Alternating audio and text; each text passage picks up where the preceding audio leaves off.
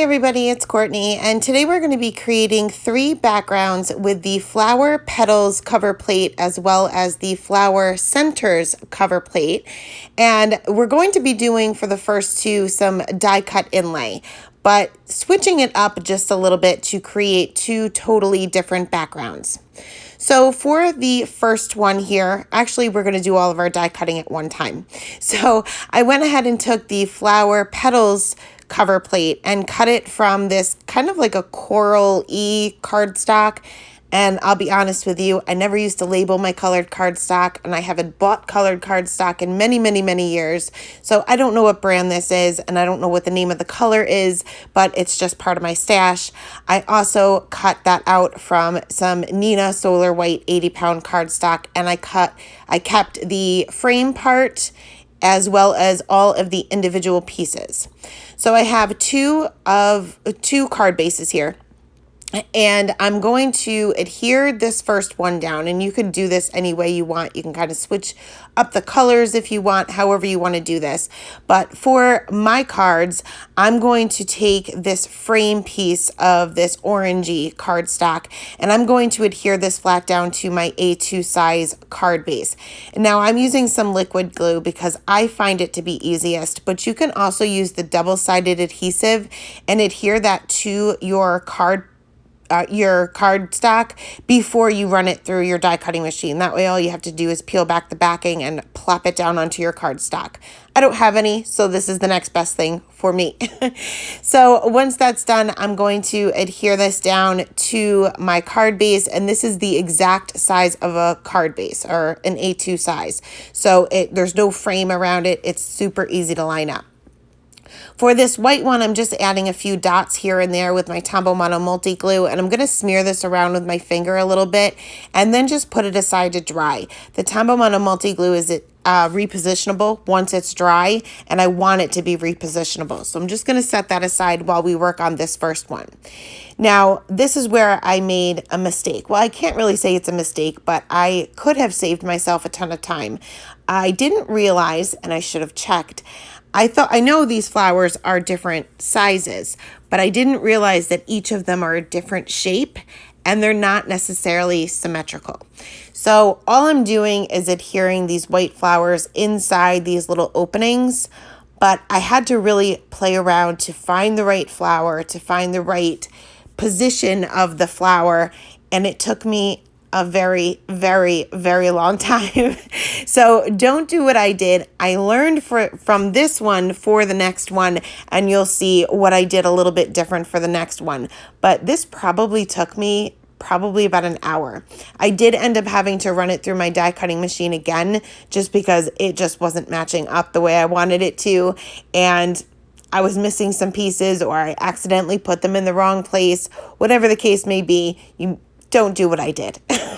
But I am just adhering these flat with my wet glue. And then I will also run the flower centers cover plate through my die cutting machine with a piece of yellowish cardstock. And this will give me all of the little flower centers. And I did the same thing. Now the flower centers are different sizes as well, but it's not as important to get them exactly right, as long as the larger circles go with the larger flowers, and you know the deal. It doesn't really make too much of a difference. So this part didn't take me all that long. But that is it for the first background. Super simple, basic die cut inlay, nothing that you guys haven't seen before. Now for the second background, we're going to do almost the same thing. Very similar, but we're going to use the other frame that we had cut out, and we put the Tombow Mono Multi Glue on the back of it. And now that the glue is dried, it's going to be repositionable. So it's going to stick down to my card base, but it's not going to be permanent. So again, I'm just doing the same thing. I'm going to line this up, and you'll see some of the corners are kind of coming up. It's not a big deal. It's mainly just for placement.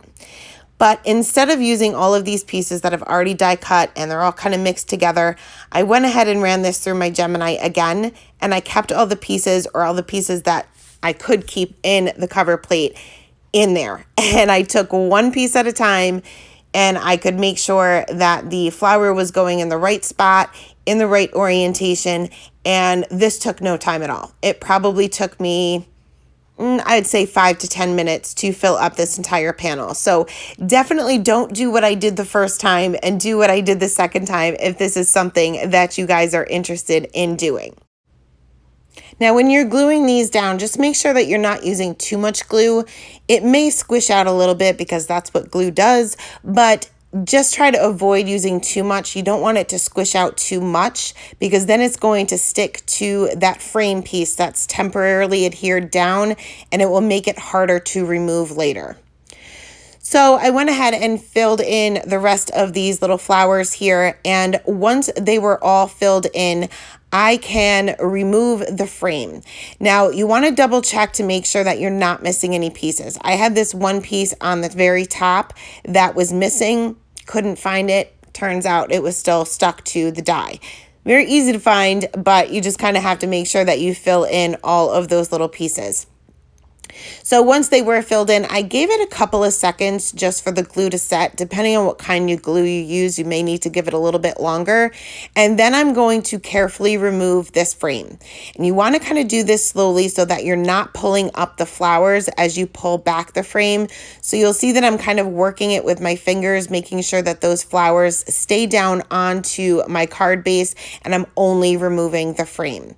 I had a couple of pieces where the glue kind of squished out a little bit, and kind of like one of the layers of the cardstock, if that makes any sense, kind of stuck down.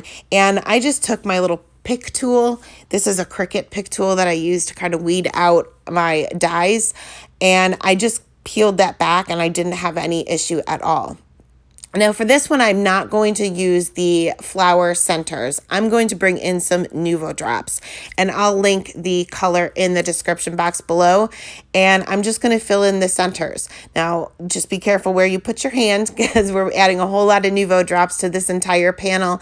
And when I've done this before, I've accidentally stuck my hand in it, like we've probably all done before. So just be super careful. And I did put this aside to dry for probably about 2 or 3 hours. So next we are going to move on to the third and final panel, and I'm going to use these two cover plates more of the traditional way, I guess you could say, the way they were intended. So I went ahead and I cut out the flower centers cover plate die, and I'm just using white cardstock for this one. I'm just going to do a little bit of ink blending to this. So I'm starting out with squeezed lemonade, and I'm just going around with a light hand on all 4 sides. Whenever I'm doing ink blending, I do like to kind of saturate the paper a little bit, almost similar to alcohol marker coloring. The more saturated the paper is, the better you're going to get a blend. So I'm going to bring in the carved pumpkin, and I'm just going to go around all 4 sides. Now you can see that as I'm doing my ink blending, there's certain areas that the card panel kind of slipped and bent a little bit. It's not going to matter because it's going underneath the other panel, and nobody will ever know the difference. Don't give up when something silly like that happens. It happens to all of us, and there's always a way to hide it or fix it.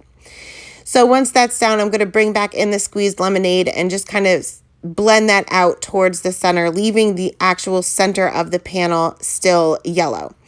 Went ahead and adhered this down to my card base, same way as I did before, using that wet glue, and I'm just using little dots of the glue in between those little circles so that I don't get bubbles in my card panel and it sticks down completely to my card base.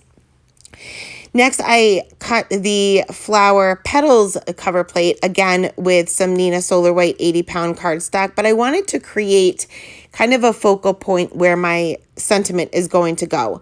So I'm going to bring out one of the polygon dies, and this is the double-stitched polygon die, and I went ahead and cut out the frame from that panel, but I'm also going to bring in the next step or the next die that's just a little bit larger than this one, and I'm going to create a frame.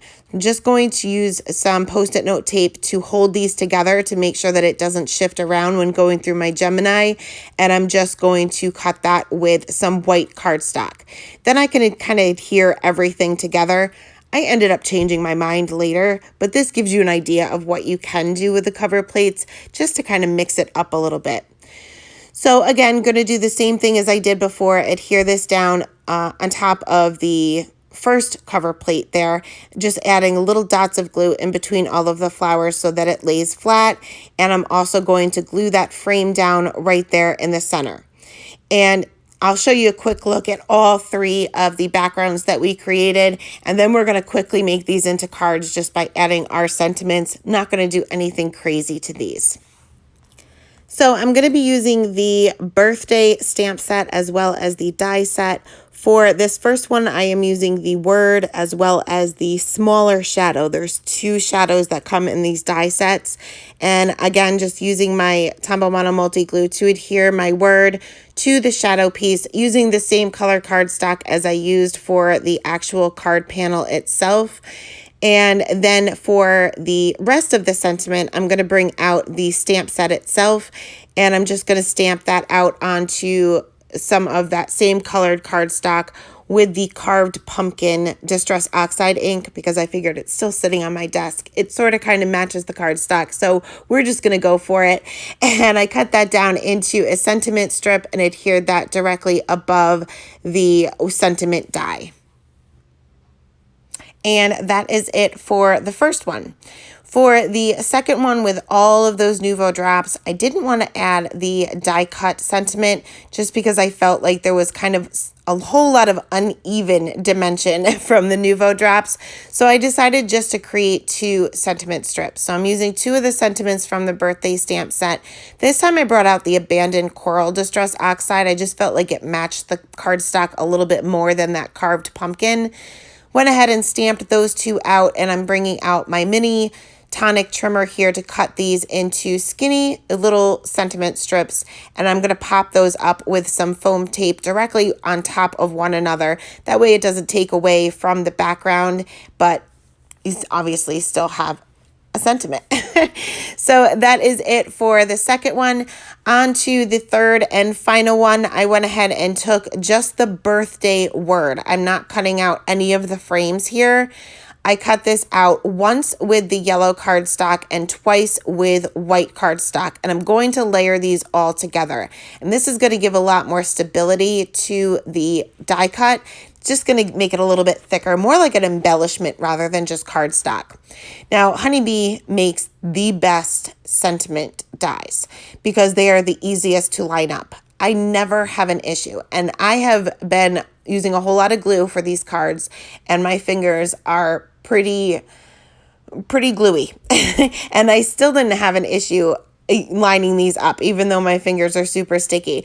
But I'm going to finish off by putting that yellow sentiment directly on the stacked white sentiments, and that way it just appears as if I used yellow cardstock for all of them, even though I did not.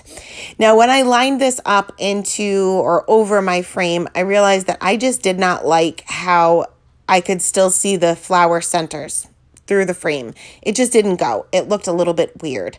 So I ended up taking the center of the smaller polygon that I still have left over from when I cut the actual frame. So I just took the leftover piece, used my glue to adhere that to the center, and it still gives a focal point, but you can't actually see through it. But you can still use this technique for other cover plates.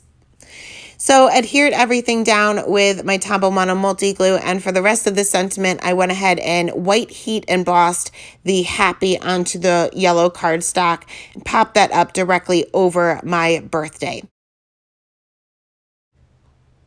So as always, I will leave all of the supplies that I used today in the description box below. Here's a quick look at all three cards that we created today. Thank you guys so much for stopping by, and have a great day. Bye.